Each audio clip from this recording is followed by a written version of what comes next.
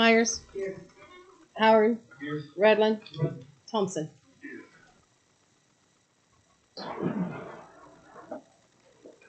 I pledge allegiance to the flag of the United States of America and to the republic for which it stands, one nation, under God, indivisible, with liberty and justice for all. All right. Good evening, everybody. Do we have anybody signed up for public comment today? No public comment. Then we will move on to the consent agenda. We have A, the 9/16 commission meeting minutes, and B, the appropriation ordinances 2024-19, 2024-19A, and 2024-P19. Any questions, comments, concerns on those? I'll make a motion that we approve the consent agenda items A and B. I have a motion by Commissioner Redland. Second. Second by Commissioner Howard. Any further discussion? Roll, please. Howard.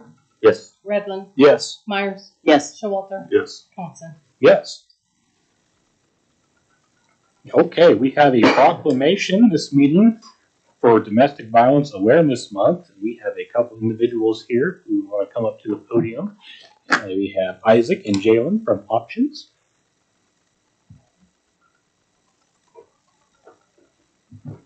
Good evening. Good evening.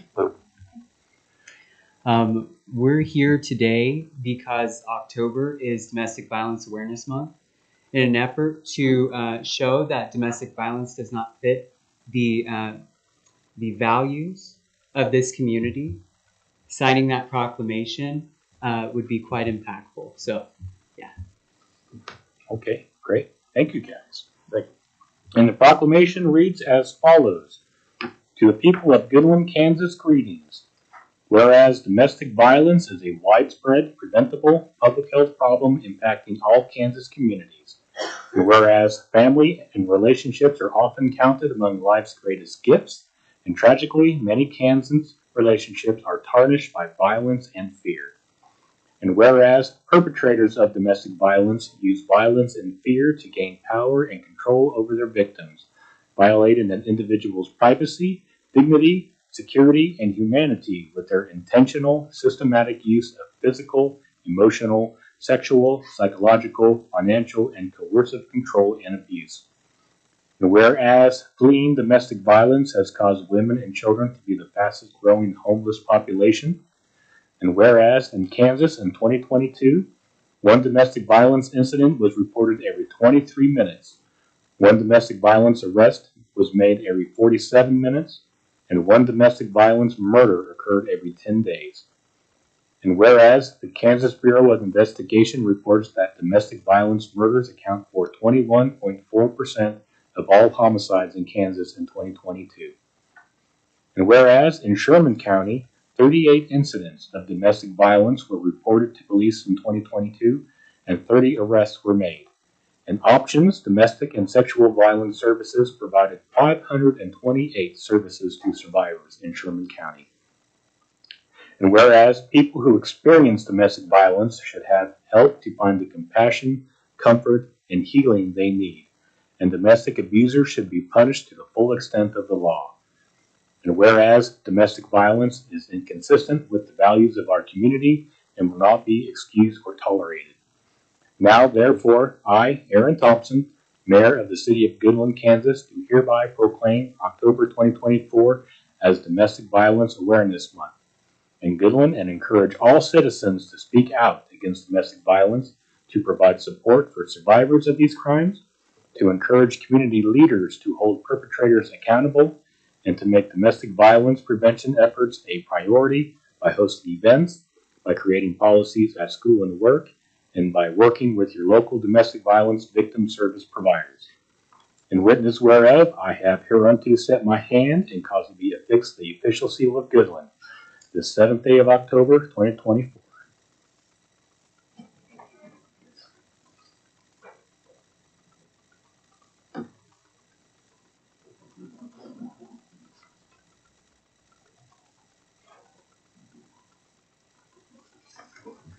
Okay.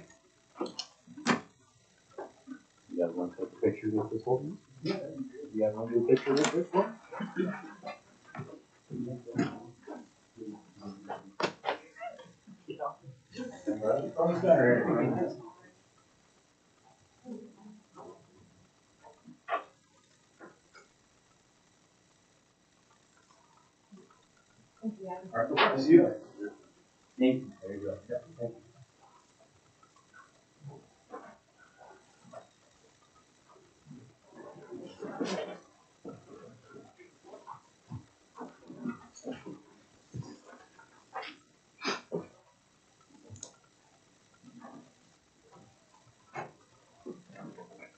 Okay, ordinances and resolutions, starting with ordinance 1783 regarding the low income rates for utilities.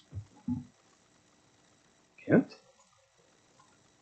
Mayor, members of the commission, we included in your packet a change from the ordinance at the last meeting. Instead of just increasing the amount to the 2024 rate for the federal poverty guideline to 20,440 from 18,000. It included the entire little section on poverty guidelines for the 48 contiguous states in the District of Columbia. There's different poverty guidelines for Hawaii and Alaska. But includes on a per person basis from 1 through 8. And it does increase per person by $5,380 per person. We've had some, I didn't include in your packet, included the ordinance revised for it, but I didn't include any, and we haven't gone to that as yet, provided information to you regarding what's the expected return, or what's the expected amount that could result from this. Currently we have, and I think we've mentioned in a couple of the meetings before, about 10 or 12 customers that have used it. And so it's not right now, not an effective program if only 10 people are using it. But what staff has not provided to you yet, and if I could go a little further regarding saying the information, what would be the expected amount that it would cost in revenue for us to go? Right now,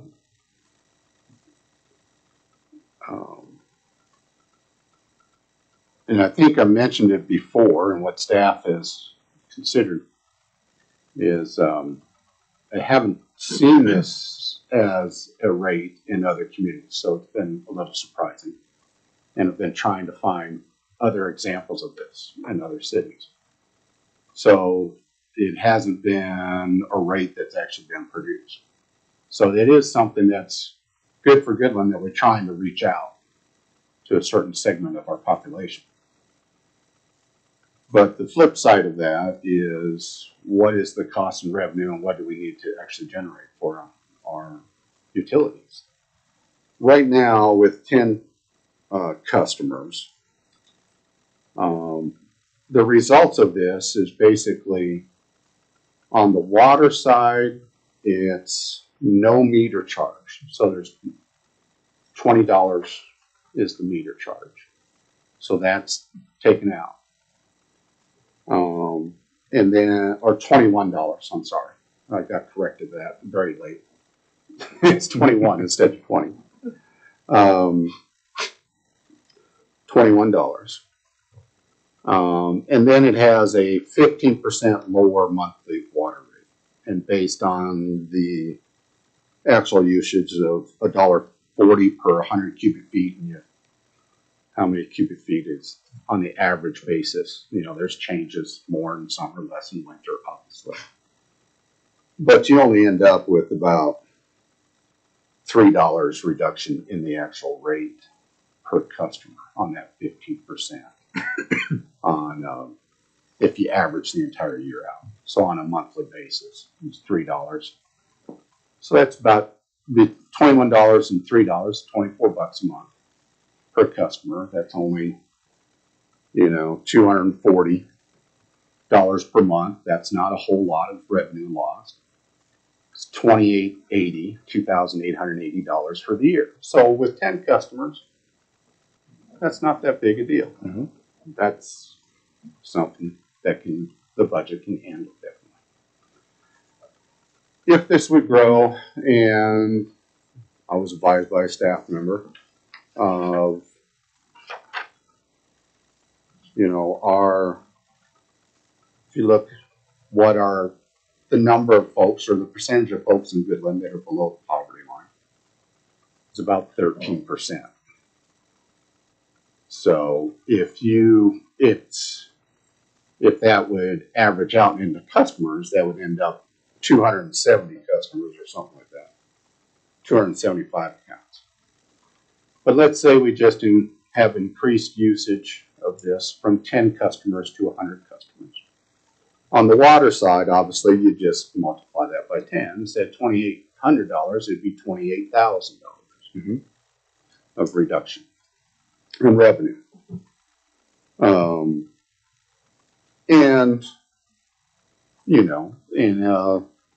In revenues, we receive in the water department a little over $1 million, $1.2 million. So 28,000 isn't that great an amount, but it is still something. The other figure that kind of comes out is we transfer from the water department to the general because we do that from our utility funds to help pay for certain things. Is $160,000 is what we transfer for the 25 budget. So 28,000, if you take that out of the 160, that's a big number. It's a little bit bigger number than what you originally thought. What I originally thought. Now on the electric side, the meter charge is $15. So, but then it's also basically a 15% reduction. It reduces the rate. The meter charge is eliminated again under this ordinance. And the electric charge is reduced from 12.127 kilowatt per kilowatt hour. And I might have the decimal point in the wrong point there, but it's 0.127 per kilowatt hour. And instead with this ordinance, it's 0.11 per kilowatt hour. So it's about a 15% reduction. But that ends up to be about $16.94, or let's say $17 per customer per month. So between the two of those, and you multiply it out, for the 10 customers a year, you end up about $3,800, $3,840 in my scribble math. I'm not saying it's 100% accurate. I was trying to show my work. My teacher would have given me a little red mark here. Sure. But about $3,900. But for 100 customers, that's $38,000.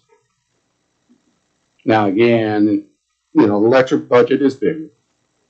We earn about $6 million, $6.4 million, 6.2, 6.4. We put in the budget 6.4. So it's not as big a percentage, obviously, for that, $38,000 of that. Then we transfer from the electric fund to the general fund, $510,000. So it's a little less than 10% of that transfer, $38,000 versus $51,000 would be 10% of that transfer. If it grew to 100 customers that would actually use it, I don't know if they would. Nobody can say. And it has been a good point to have a good discussion about this because the current program with only 10 customers I think it's been pointed out by commissioners here, that's not an effective program if we're trying to help people in a certain situation. But staff would just want to offer an additional consideration regarding how much revenue, because we haven't talked about rates. We're going to do that this fall at some point, or towards the spring. And, you know, and if it would grow beyond that to 200 customers, you know, let's say there's 275, according to the poverty rate of our customers would be what 13% of our customer base would be. So that's just 100 customers, let alone if it's 200 customers that would actually meet the criteria and actually do it. Now, I would be surprised if that would actually happen. But that's just a note for consideration. In this, the current ordinance before you doesn't allow the state that it's using the entire poverty guideline chart. So it changes it from just a static number to a range based on how many people are in that household. So hopefully that met the request from last meeting that the council seemed to have a consensus on, that if we are to have a program, it should meet more than just one figure, because there's different circumstances for a lot of things. But that's what I have for this evening regarding this potential ordinance.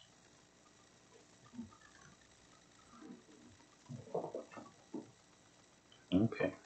Well, it is good to know to have kind of a rough idea of what the numbers actually are.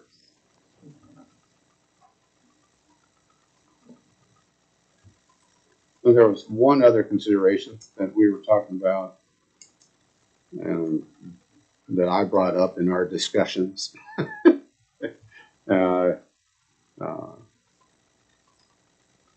As far as if we do make a change, if it does start affecting the budget to too much of a degree, the staff may bring back another recommendation to you after the program's been in effect. It's not like it's has to be in effect from here until the end of time. It's, Yeah. you know, but sometimes people think, well, you've made the change and now I've earned it and you can never take it away from me. If only that's how it actually worked. Right. But you need to be able to say, if other circumstances develop, we can always make another change.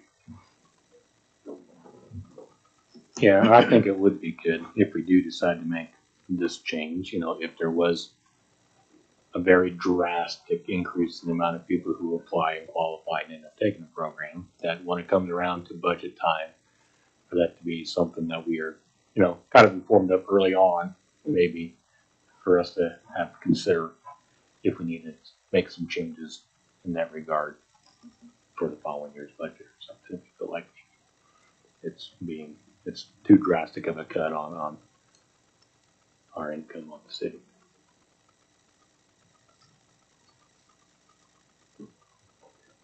In my calculations, per person, it's on the average, it's $672 per person per year. So that's for 10 people, that's $67.20. But if you multiply that out for 10 years,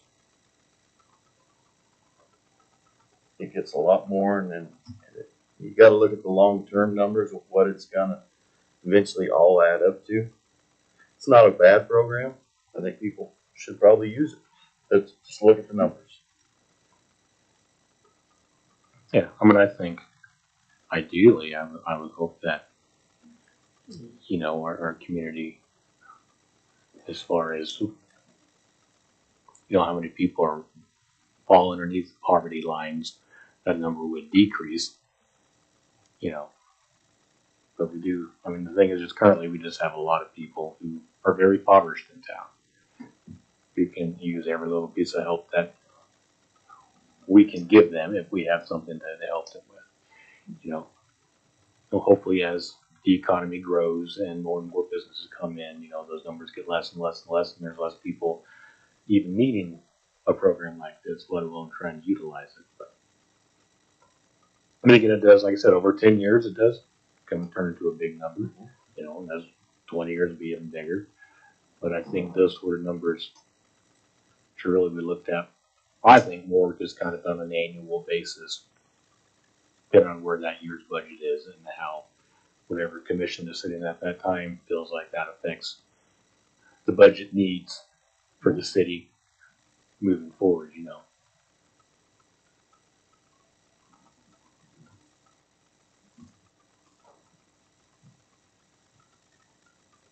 I do think too, if we decide to make that change, it is, you know, even though it is up to whoever is sitting in these chairs to make up their mind about whether or not they want to continue with that program, I would caution against making changes back and forth like that, because you have low-income individuals or people who are on a fixed income that plan on whatever their rates are going to be, and then if we continually move them back and forth based on what our budgetary needs are, that's not fair to them either. So, you know, something else to keep in mind. You know, I would be shocked if we made this change and we ended up with 100 customers or 200 customers that took advantage of that. To me, it seems like if we've got a 13% poverty rate right now, and we've got 10 people taking advantage of it, you know, it's just not, program's not working right. And we have to figure out how to make it work right. And we need to try to help as many people as we can.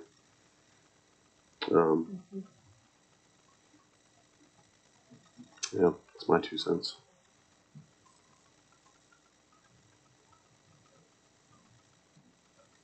Any other thoughts?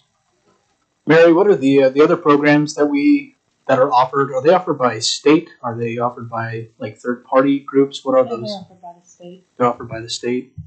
How does this program compare to those two programs? I don't do those programs, so I don't know. Oh, I just They figured fill out an application and it's sent to the state, and the state makes the determination. I was looking at like more like money wise. Like, are we similar in like how much that they receive, or do you have any insight to that?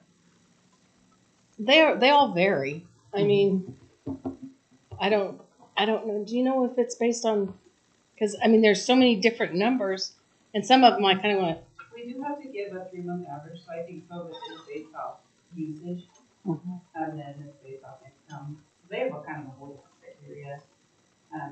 We see people that have a huge amount coming in, and some very minimal. So we can't explain. I mean, we don't understand it because we don't see all the factors. I see.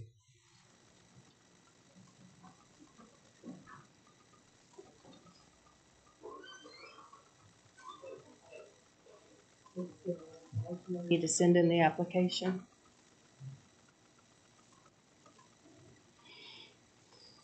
I do believe it is a program that is needed. And like I say, how long have we just had 10 customers, Mary?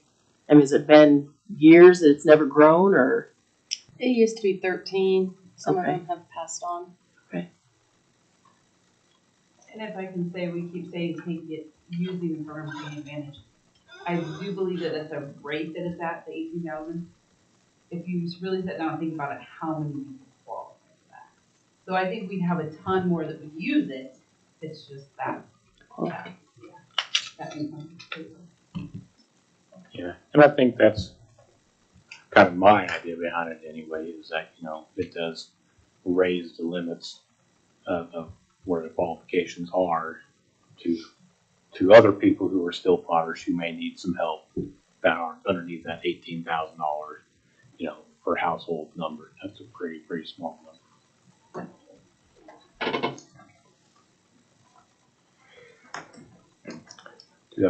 So on the quick question, so in the packet, it says ordinance 1671.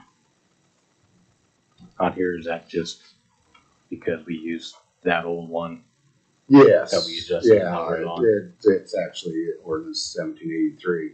Yeah. And,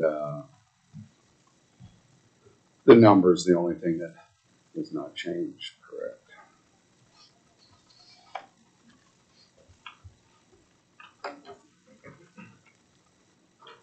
Any other thoughts?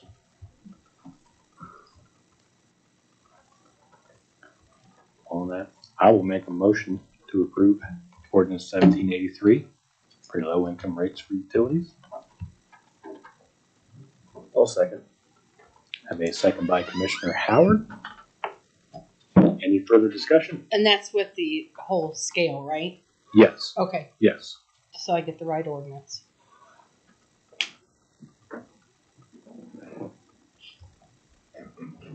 Okay. Roll, please. Myers, Yes. Redlin, Yes. Howard, Yes. Showalter, Yes. Thompson. Yes. All right. Thank you, everybody. Thank you. Okay, moving on to B, ordinance 1784 for the authorization of golf carts for use on city streets. Kent? And I will defer to Police Chief Earhart. This was brought up a couple meetings ago, and Chief Earhart has made a couple small revisions to it and can introduce the information regarding the ordinance. Because the one thing that the commission asked about was if there was to be an ordinance, that'd be put with the other special purpose vehicles on the ordinance. Yeah. Good evening. I believe it's going to be in your packet. Did you send the checklist? The checklist. I mean, we have the proposed ordinance. Yeah. I don't have a checklist. Okay. I apologize, Jason. Yeah, you did send, or that was on the same So document. I can't get to mine.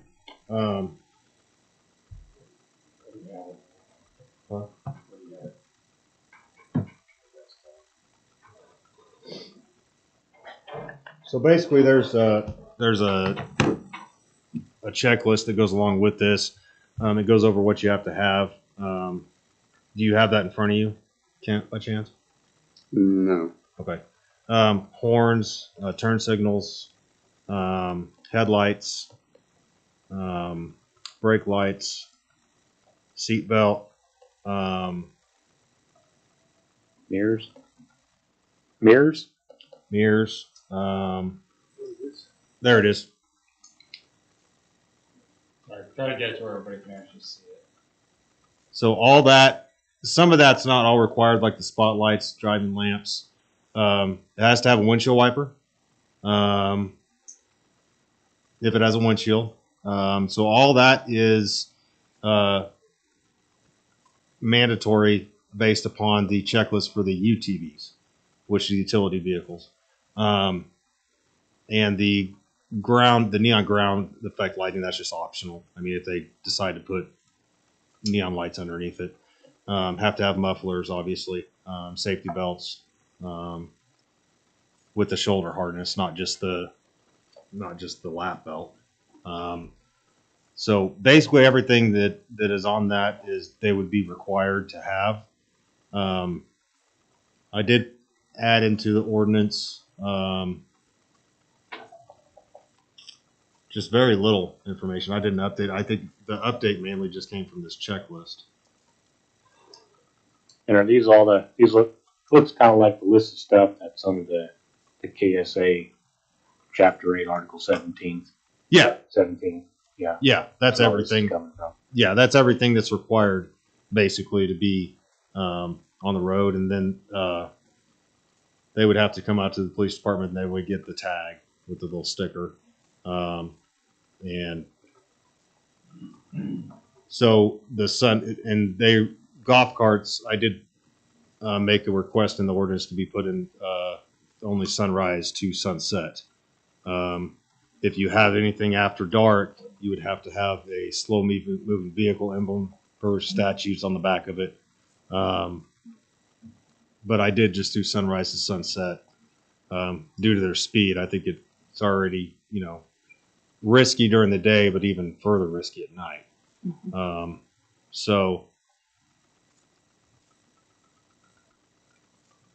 I guess my question on that is, I can understand what you're saying, but if we're going to require them to have all the safety equipment on a vehicle needs to function at nighttime, headlights, taillights, turn signals, and all that, why wouldn't we just, even though they're moving a little slower than cars, why wouldn't we just allow them to also function at night if they have all the proper safety equipment? we could.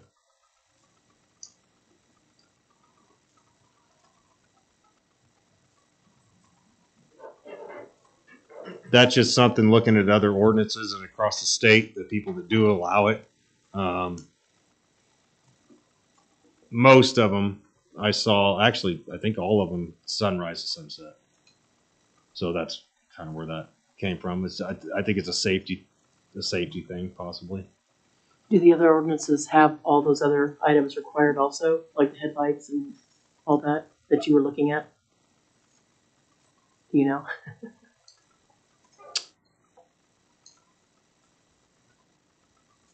I don't recall.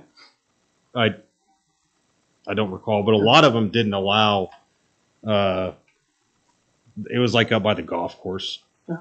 Like, you know what I mean? There's certain roads, like they have roads listed that they could only be on. Oh, okay. That was one of them.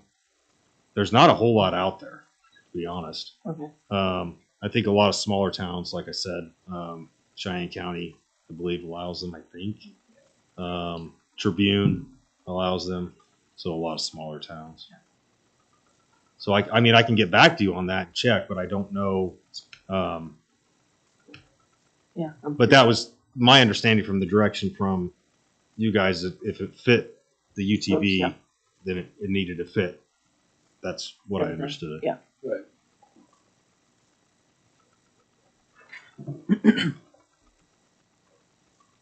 Now, and I also did add the rear seats. So if the rear seats are facing traffic, there wouldn't be anybody allowed to be Yes. on those seats. Yeah. Okay, and it'll have to be insured and come out and get a license. And Yeah, so they'd have to show proof of insurance, and they would, I'd have to get a little tag at the police department. So yeah,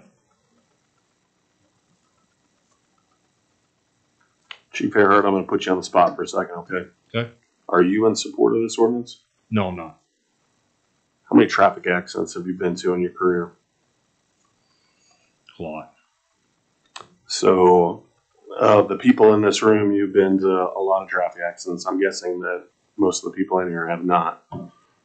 Just give me your opinion on a side impact traffic accident on a golf cart from a motor vehicle. You feel like that accident is survivable? Not even a little bit. So what about a front impact or a rear impact? Not even a little bit. Maybe a rear impact. Maybe. But you're talking about plastic. There's nothing protecting those people. The UTVs have roll cages. So that's something to me is totally different. But after reviewing this, I didn't necessarily see a problem with it at first. I'm reviewing this and really looking at it, thinking about it. It's not safe.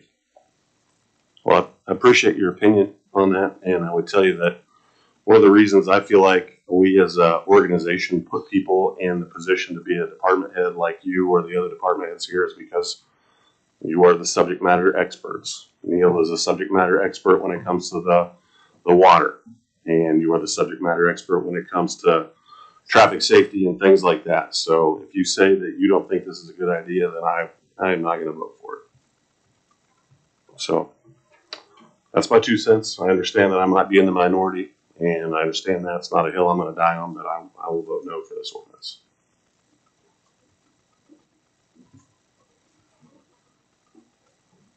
do you have anything else that you wish to elaborate on regarding the ordinance you sent out or anything? No, sir. Thank you.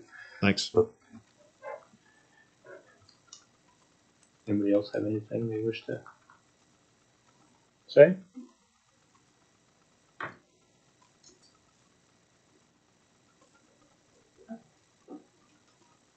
I mean, I'm agreeing with Jason and Chief Earhart. They're a very small item, and I mean, when I've been on Main Street, I just see how people go a little faster on Main Street and cars just pulling out and not paying attention to even bigger vehicles, let alone a golf cart. So I'm kind of with Jason on this one. I guess I'll play devil's advocate here. We also have motorcycles that don't have roll cages. We also have bicycles that don't have any sort of roll cage or anything like that to protect the person. They're just as liable to be hit by a vehicle. I'm just stating, like, you make a choice to go out on the vehicle that you do. It's a risk, sure, but you inherit that risk. I mean, nobody wants to be hit. I mean, just stating that it's not something we wish on anything. But I think it's important. What Chief Earhart did is he put in safety guidelines to help prevent those, and I appreciate you taking the time and effort to do that. Thank you.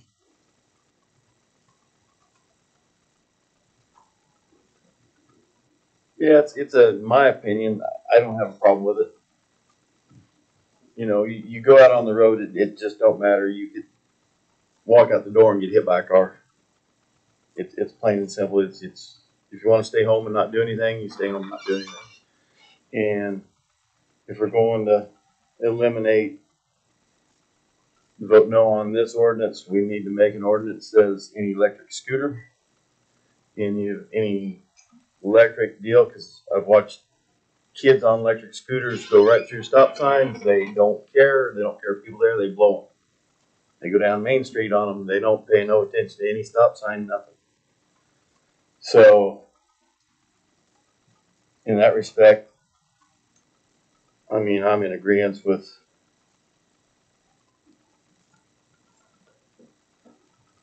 doing the ordinance.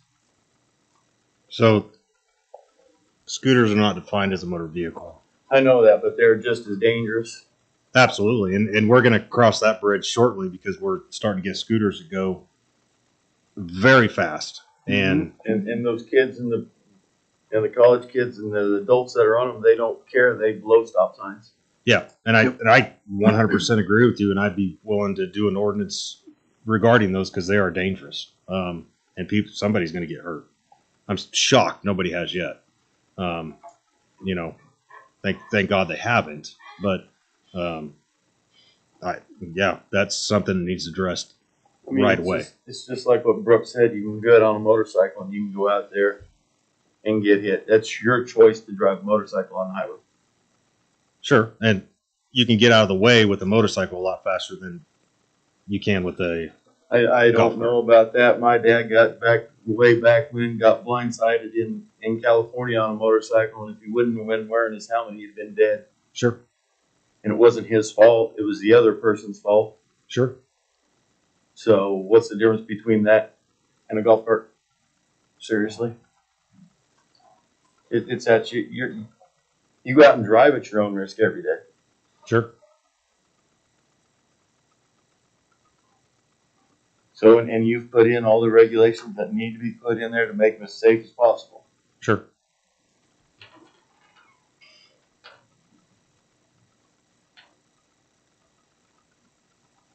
And I appreciate that. Yeah, no problem.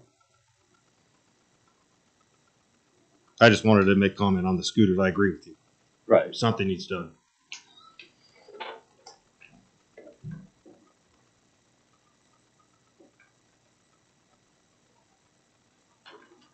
How many golf carts have all that on there?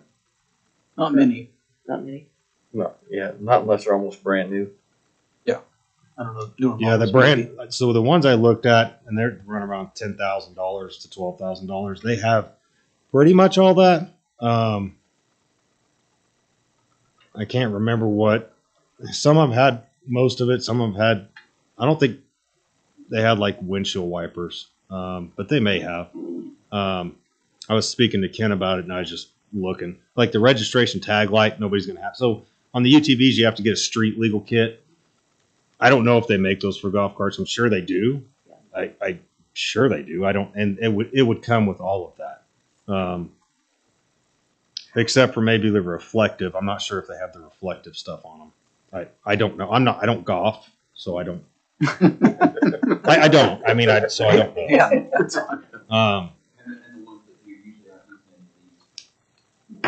Yeah. Yeah. Well, he's a golfer, so I mean, does yours have any of those? Mine probably moves at the speed of smell, so. Yeah. I'm there for luxury, not for speed.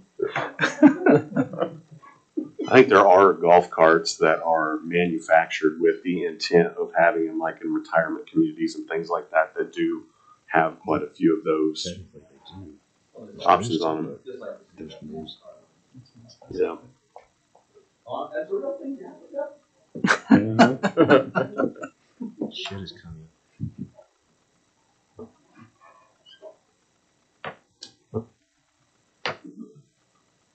Would they be even able to make it out to the police department? Because it has to be on 30-mile-an-hour streets or lower, correct? That was part of the ordinance, 30 miles for, they can only go on streets that were, was that 30 miles? So an hour? all streets are 30 miles an hour or less, unless you're on Main Street. Yeah. Unless you get out to 24 or 27. So yeah, they would. I believe in the ordinance it was from Cattle Trail to Eustis, and then from 18th, I believe, to Armory Road. I believe is what that said. I was going to use my desktop, but Josh doesn't like me. He took it away. Well, I think your question was, at what point does Cattle Trail turn into 45 out there? I can't. At what point does Cattle Trail turn into 45 mile per hour? It's before Armory Road, yeah. So I think It is actually. Caldwell. Yeah. Yes, so it would be. Yeah, you are correct. So that would need to be. You're correct. But I mean, I think that would be covered in, whatever streets are living at 30 mile an hour or less. I mean, that's opposed to. Well, yes, actually. So Armory, I think Armory would be to come across the golf course as well. On golf course. Cemetery. Don't go. Yeah. So yes, I think that's the reasoning behind the Armory Road, but you're actually correct. So would people need to trailer these things to the police department to get them registered? The police officers go. So UTVs and golf carts, or UTVs right now, I go to their house. Okay. And then I have to visually check off. So I have a checklist that has all that on it, and I have to check it off. And if it doesn't meet, then I have to tell them, hey, this is what you have to have. Okay. Thank you. Mm-hmm. Yeah, that's why I didn't know if they just had to trailer them out there or. Yeah, he has to trailer them out there. Yeah. But yeah, it's just like it's like a VIN inspection, basically. Check 29 or check if it's one or warrants or whatever for the golf cart, and then I write down the VIN number. If golf carts, I honestly don't know if a golf cart has a VIN number. I'm sure they have a serial number. So.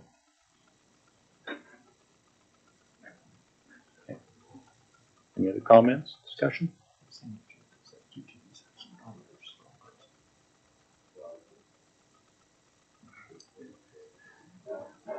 Anybody making any kind of motions? Or are we going to move on? Guess I'll make a motion to approve the ordinance 1784 authorizing golf carts for use on city streets. I have a motion by Commissioner Redland, I'll second. a second by Commissioner Howard. Any further discussion? Roll, please. Howard, Yes. Myers, No. Redland, Yes. Showalter, No. Thompson. It's not very often I get. A Decision's great, isn't it? I'm not a fan of the golf carts. I'm really not. But I also said I would consider them if all the safety stuff that was required on the other UTVs were put in effect, and they are. And I think there is still, personal choice still matters. some of this country as well. And as much as I don't really like them, I think that we've got plenty of things put into place for at least some amount of safety, and people can make their own decisions if they want to risk being out on a golf course where if they get in an accident, they can get severely injured or killed. So with that, I'm going to vote yes. Even though it pains me.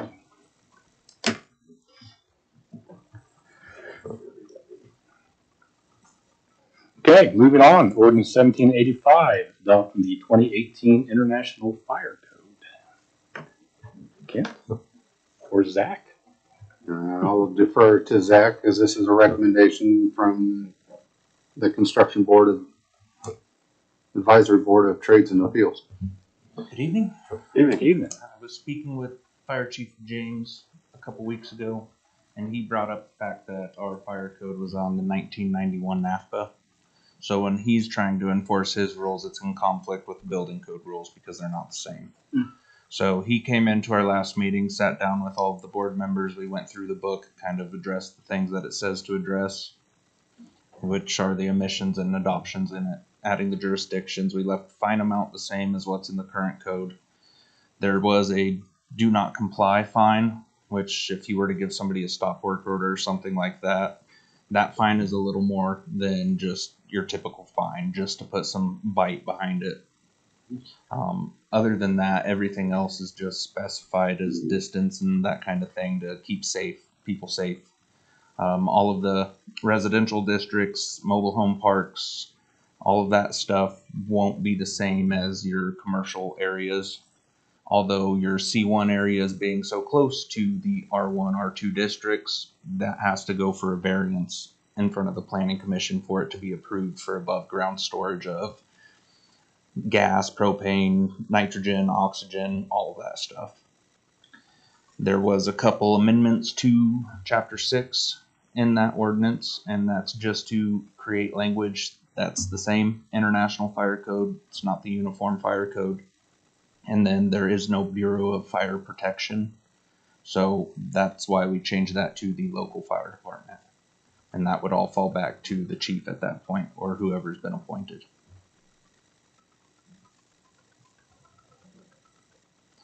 And then we also removed the automatic sprinkler systems for single family and two family dwellings. Because like we said with building code, that's an additional $30,000 to $40,000 when you're building a house.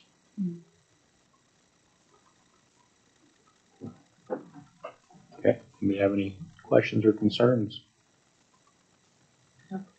I'll make a motion to approve the ordinance 1785, adopting the 2018 International Fire Code. A motion by Commissioner Redland. Second. Second by Commissioner Myers. Any further discussion? Roll please. Yes. Yes. Redland. Yes. Tar. Yes. Thompson. Yes. Zach? That's the speed I like. Yeah.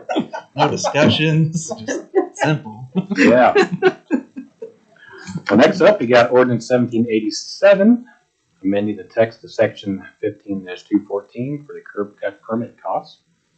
This was brought up by a contractor, and I also spoke with Kenton about this, since it would be his equipment and his guys' times doing the work. If somebody's doing a curb cut, it's just a set fee across the board, whether the city does it or the contractor does it. The way it's written now is if the city performs the cut, it's $2 per opening, $3 per foot, just like it was. But if the contractor's using their own equipment and their own labor to do it, it shouldn't be the same price. And everybody on the construction board thought $15 was fair. So that was the change there, just to make it a little easier on the contractors doing the work, and we're not hindering them. One additional thing though is it's, even if the contractor's doing the work, they still need to get a permit and it still needs to be inspected by our street superintendent, so it doesn't affect the drainage either onto their own property or especially onto a neighbor's property because they didn't do the curb cut correctly. So that's still within our purview. So. Make a motion to approve ordinance 1787. Second. A motion by Commissioner Showalter and a second by Commissioner Redland. Any further discussion? Roll please. Howard, Yes. Myers, Yes. Redland, Yes. Showalter, Yes. Thompson. Yes. Okay, resolution 1645, setting a hearing on 321 Broadway. We dealt with this property last year because it had a shipping container sitting on it. No contact can be made with the owner, whether it's letter or phone number. Just get sent to voicemail and all my letters get returned unable to forward. Did pull the lien report on that property. There's no liens or anything. The taxes are delinquent and due from 2021 to 2023. There's an open foundation still on that property that was never poured. There's nails, bricks, cinder blocks, 2x4s, all sorts of junk. So I think it's time to just move forward and get that filled in and cleaned up and make not an eyesore for anybody that lives over there. Yeah. Okay, anybody have any questions regarding this property? I'll make a motion to approve resolution 1645. I have a motion by Commissioner Redland, Second that. second by Commissioner Showalter. Any further discussion? Roll please. Redland, Yes. Howard, Yes. Showalter, Yes. Myers, Yes. Thompson. Yes. Okay, and then resolution 1646 regarding the property at 508 West 15th. I brought this property to your attention last fall. The owners did state they were going to remove it themselves, which is why I never pursued pushing them to do so through the city commissioners. Nothing has been done to even closely abate the issues. It's just sat there the same as it was. Floors falling in, roofs caving in, there's a hole under the bathroom, the hot water heater's sinking through, toilets falling through. It's just not safe.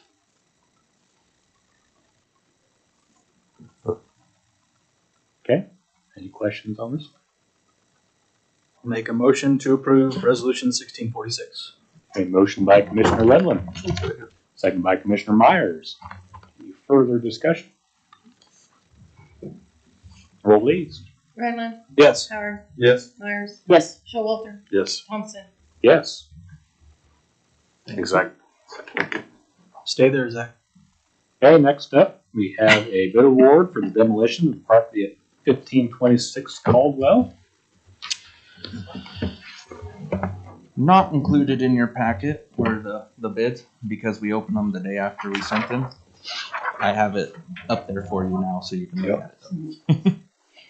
We received 3 bids. B&K Pumping came in at 8,375 with a completion date of November 15th.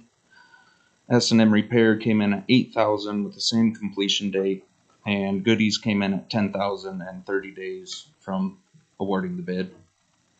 So the timeline looks better on that one because it would be a little sooner, but for the price, I say we go for the cheapest bidder, the lowest bid.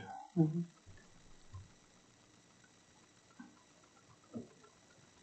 Yeah, That and is including dust suppression as well on all 3 of their bids.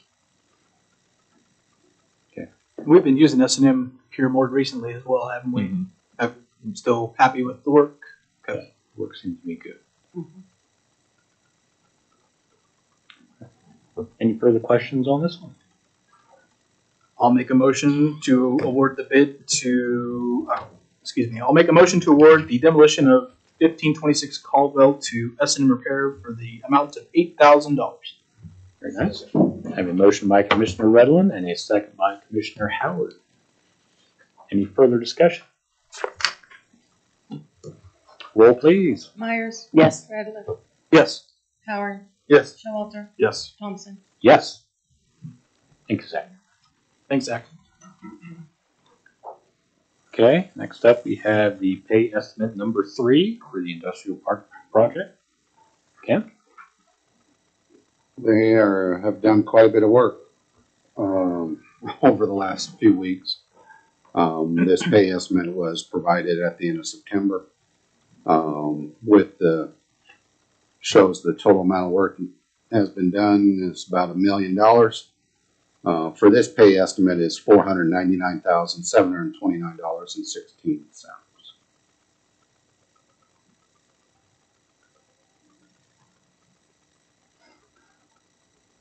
Yep, project is moving along nicely out there.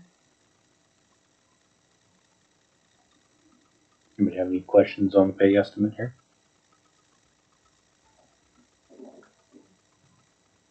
I will make a motion to approve pay estimate number 3 in the amount of $499,729.16. Second.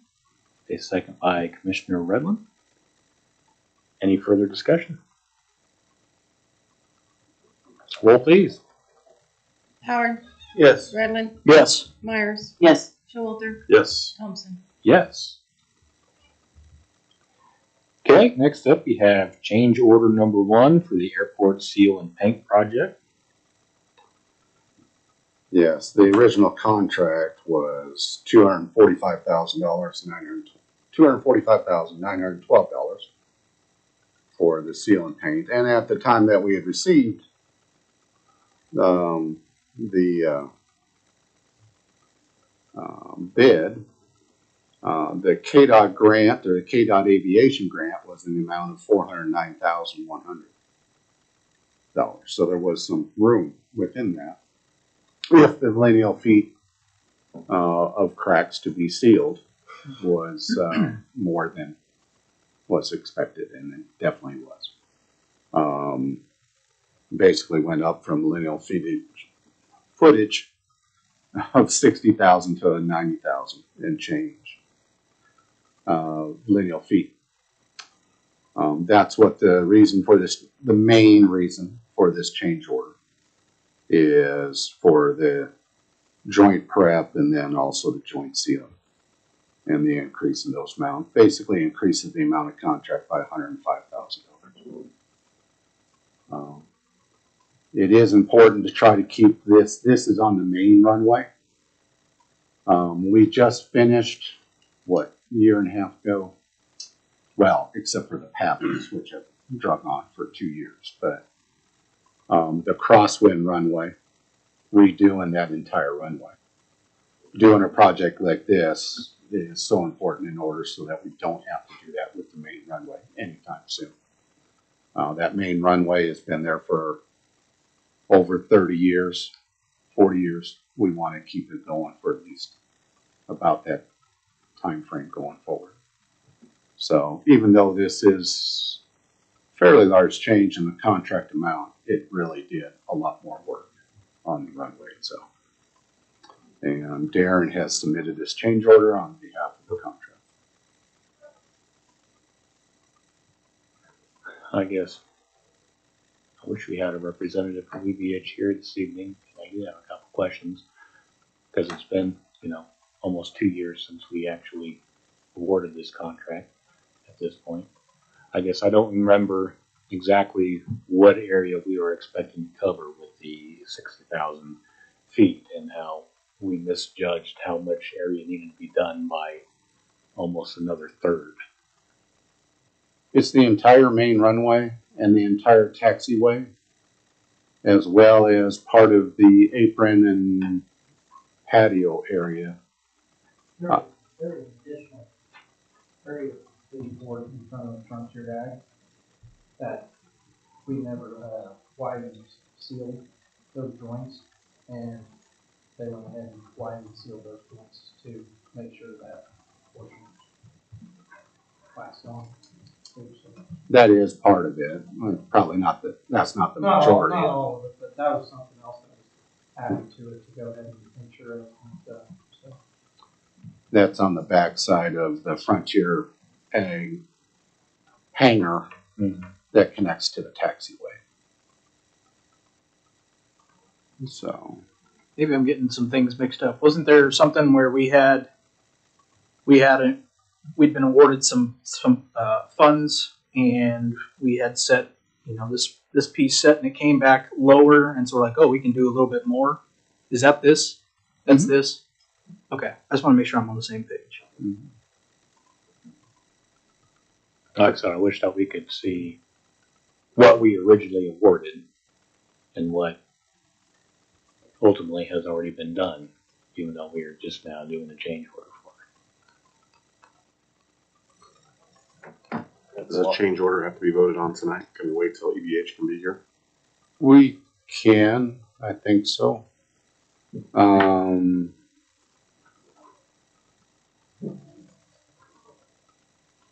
mean, the work is done, correct? The work is done. So ultimately, But there's still a lot of lineal feet extra yeah. that, Well, I thought it was supposed to be under, like the change order here is because we went above, right?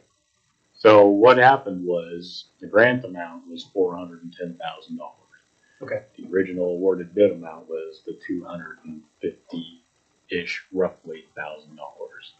So basically, they're using the extra money between what was originally awarded up to the full grant amount to do a larger area at the airport, is what they're wanting this to cover. I believe, is my understanding, correct? Mm-hmm. Yeah, so 90%, and that's in line. There was a confirmation with KDOT Aviation on the grant as well. And it did include in the CCCF the minutes from the meeting when this was originally approved, obviously. And it was mentioned there that that was just an estimate regarding the lineal feet of cracks.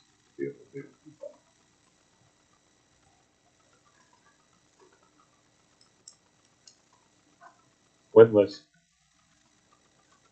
I guess, I'm a little frustrated just kind of how this all this happened, personally. Okay. I mean, I'm frustrated that, one, they were about a year late doing the project from when they agreed to having it completed when we first did the contract, which I do have some understanding that there is very few companies that do this, and this is when they could fit us in.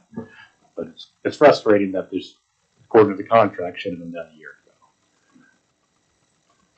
Also, it's frustrating that it was assumed that we would just approve whatever extra work that they decided to do without it actually being brought forth to us beforehand to approve the work before it was done. So now we're at a point where the work has been done, and now the expectation is that we're just going to award it because they have done the work, even though it's not what we had originally awarded. So I have some frustrations with that, and I feel like those frustrations fall on EBH because they should have brought this to our attention in some form or another, even if we had to have some sort of an unscheduled meeting to come together and make a change for them if necessary. Because the company was here doing the work, they had a period of time. I assume they wanted to get it all done so they can move on to their next project. I'm assuming. Again, I don't know. But well, the one caveat I would put regarding the timing, it was also our timing. As far as there's really only 2 different months of the year, maybe a little bit longer than that, where it's appropriate to do the crack sealing project on the concrete. You don't want the concrete too hot, you don't want it too cold when you're doing this work, but you also want to time it so that it doesn't affect airport operations to a main degree. So we gave them some windows in order to do the project, and that's where the combination of their schedule and our schedule did not work, and that's why the delay for a year and a half to do the project. I just don't see how they can misfigure the lineal feet of over 5 miles. That's a lot of feet. To miss that.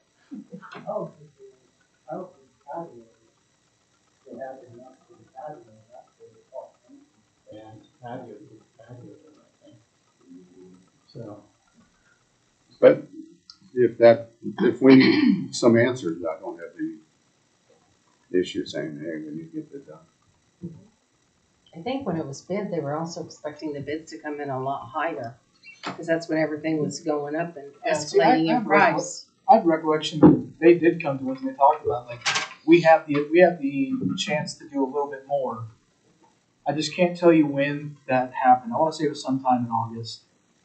That's me shooting in the dark, and I'm not really good at that, so don't take my word.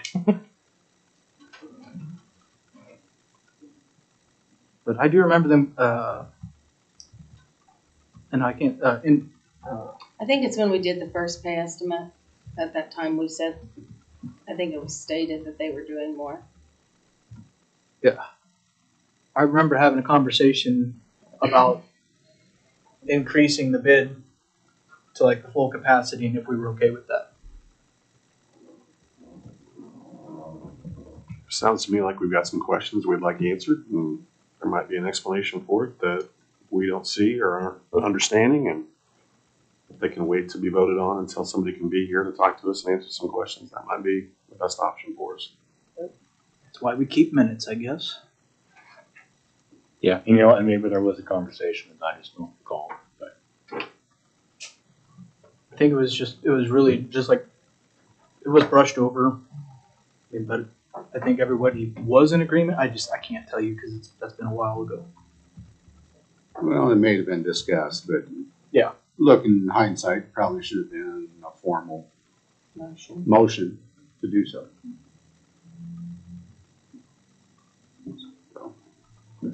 Well, I make a motion to table change order number 1 until someone from UBH can be here. Second. a motion by Commissioner Showalter and a second by Commissioner Redlin. Any further discussion? Roll please. Howard, Yes. Redlin, Yes. Myers, Yes. Showalter, Yes. Thompson. Yes.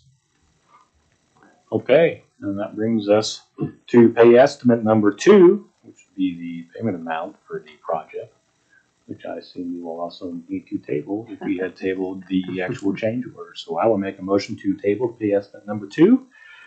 Second. Second by Commissioner Redlin. Any further discussion? Roll please. Brooke, you seconded that? Yes, ma'am. Yes. Okay. Showalter, Yes. Myers, Yes. Howard, Yes. Redlin, Yes. Thompson. Yes. Thank you. Okay, we have ordinance 1786 authorizing the building official or code enforcement officer to issue citations and sign complaints to mutual court to enforce the provisions of chapter 2, 7, 15, and 19 of the city code. Ken? This ordinance is under discussion. It isn't, unless you guys decide that, it's just introducing the idea basically. And this has been suggested amongst, the police chief, the city attorney, the building official, and municipal judge. Although not nearly as much, but those, three discussed this and brought this ordinance forward. It would just make it easier operations on certain issues in order to allow the building official or code enforcement officer. Right now we have that in just one person, but we've had it in 2 people in the past, and that's why I made sure the ordinance had it both identified. And it really is just to allow them to sign the complaint or issue the citation to get it to municipal court. And then I guess I would ask City Attorney Kling to explain what is the fail-safe beyond that. What do you mean, what's the fail-safe? That it has to be reviewed by you before it goes, or it can be. Sure. So ultimately what goes on right now, right, outside of your unfit structures and the total abatement, like clearing off the lots and all those other things. If we have an issue, say you've got somebody that has just a bunch of junk on their yard or stuff like that, or they're not compliant, or we deal with inoperable vehicles and things like that, Zach or whoever would be the code enforcement officer would have to put together a report, give me their pictures, send all that stuff to me. I then have to draft the complaint, which they now are the witness to. I have to file that to get the formal charges done. Then they have to be served with it by the police department, setting in motion. Then they've now been served with their ticket, and then they can show up to city court. Just too many steps for what should be as simple as you have a code enforcement officer. He sees there's a violation. Now we've got certain things that they got to get a 10-day letter and stuff like that, right? If they're outside of that or they hit that 11th day, then in my opinion, is Zach or whoever is the code enforcement officer should have the ability to write the citation. They still have their report and everything that they would do. That yes, if they fill out a citation or something like that, kind of find out these people aren't charged correctly, I'm going to see that on the police or on the officer's report. anyway, and then that's how we proceed with it. It's no different than when the police write a citation to somebody, I get the police report later on, prepare for city court. There's very seldom, but there's been a couple times it's like, okay, well, that's not the right one that should have been charged, so we can amend the ticket after that. But as far as the actual day-to-day, be much simpler if Zach would have the opportunity to write his own citations for those types of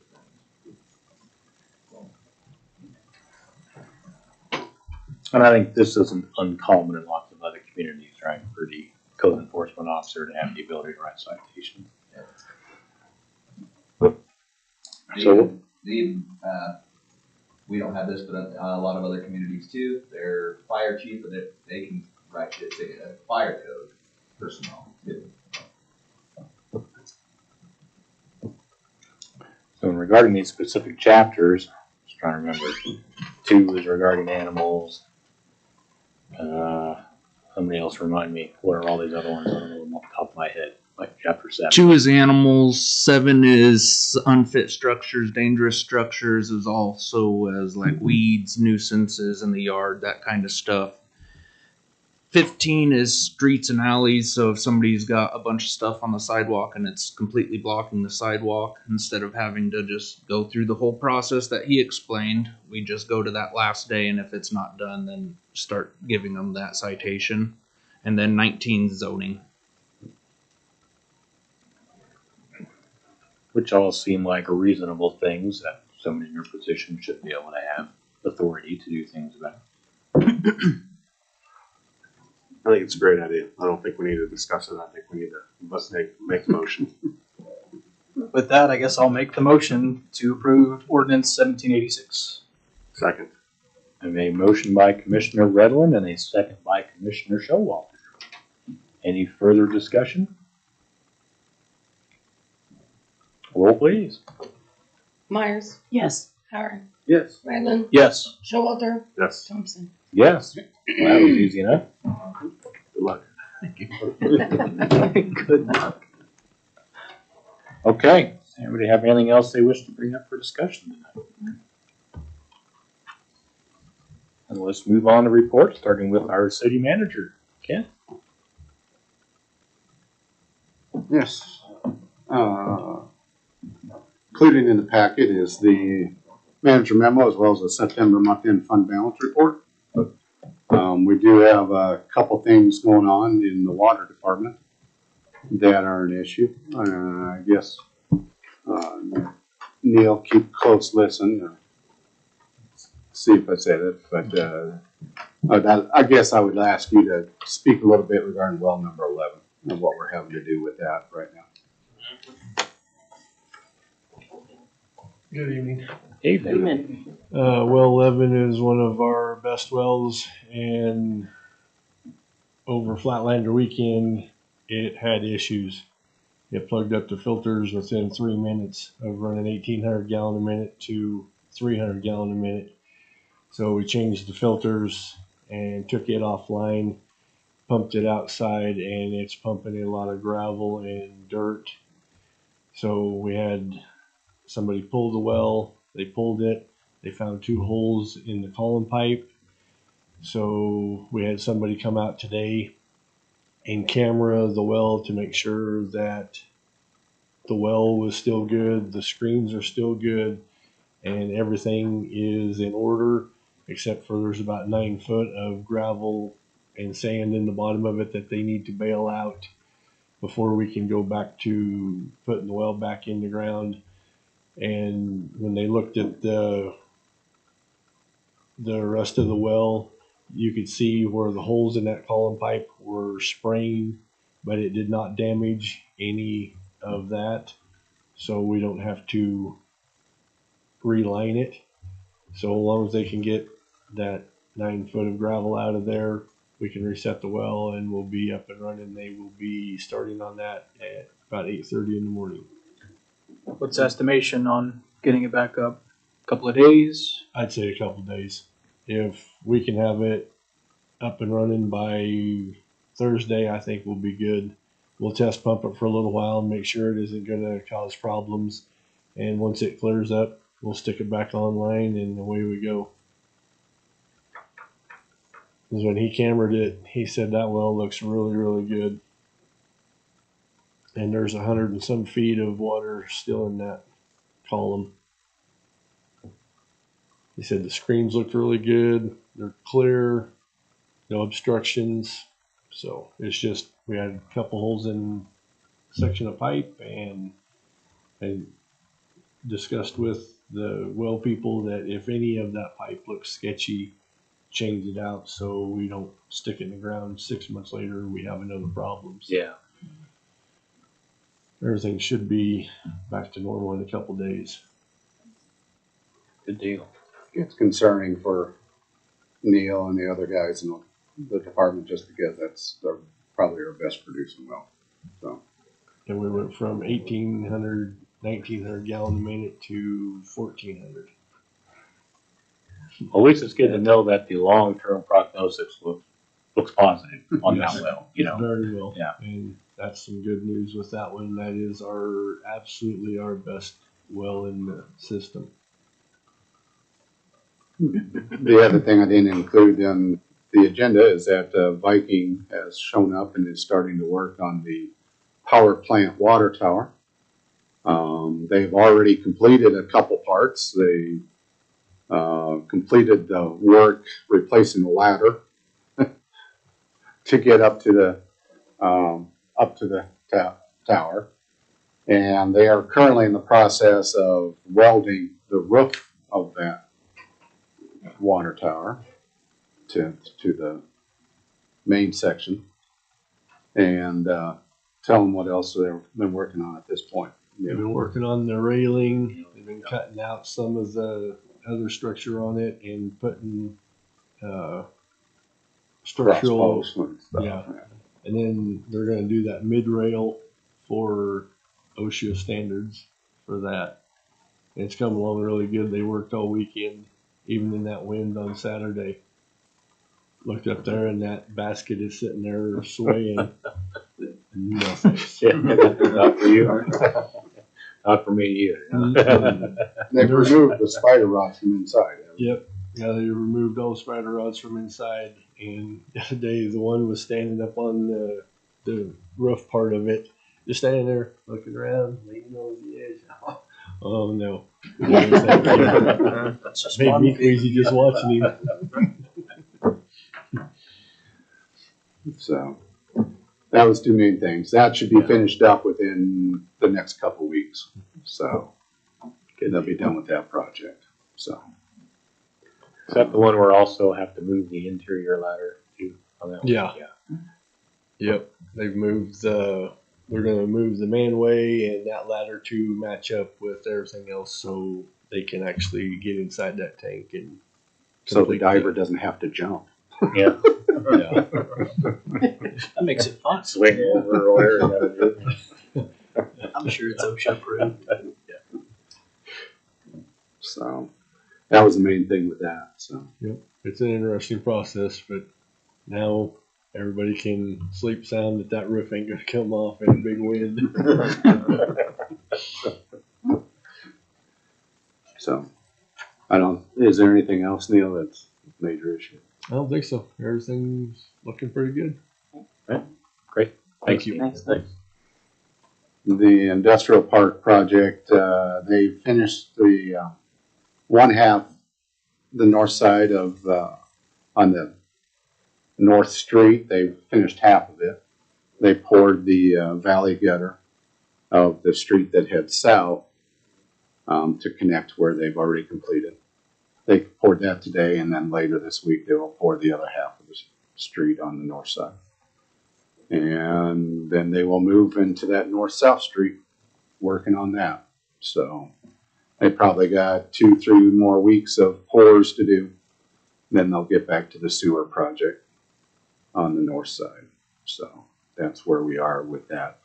It's really starting to look like how it will look when it finishes out. So yeah, it's looking good. But that's that project, and they're moving along. And that's all I have at this point. Okay. Do we have any questions for our city manager? Ken. Move on to commissioner reports, starting on my right with Commissioner Showalter. Just want to thank everybody with the city crew that helped with the homecoming parade, setting up barricades, picking up gobs and gobs and gobs of candy and blocking the streets. So thank you. Appreciate everybody's efforts on that. Commissioner Myers, Nothing at this point. Commissioner Howard, Nothing at this time. Commissioner Redland. I also have nothing. And for my mayor's report, I also have nothing. So with that, I will make a motion to move into executive session under the authority of KSA 75-4319B6 for the preliminary discussion of the acquisition of real property.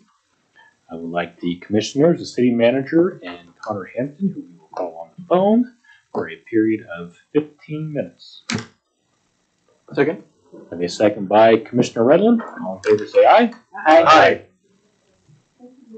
Thank you.